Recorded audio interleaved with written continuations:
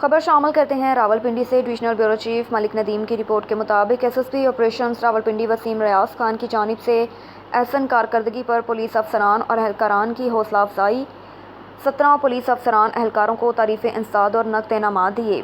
آئی جی پنجاب کی پالیسی کے مطابق اچھی کارکردگی پر جزا جبکہ غلطی کوتاہی پر سزا دی جائے گی۔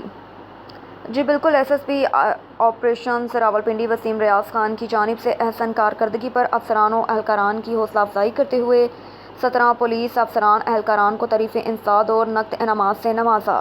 تعریف انسداد اور نقد انعامات حاصل کرنے والے افسران میں A S I Imran Haider, head constable Irfan Ishaq, head constable Imran Adalat, head constable Shams Tahir, head constable Ashfaq Hussain, constable Tanveer Ahmed, constable Sajid Hussain, constable Nadeem Akhtar, constable Asim Pervez, constable Abdul Wahid, constable Arsalan Mahmood, constable Saqlain Hussain, constable Hassan Ali, constable Yasir Khan, constable Farrukh Javed, constable Kausar Mahmood, constable Amir Yasin اور کانسٹیبل ناصر خان شامل ہیں۔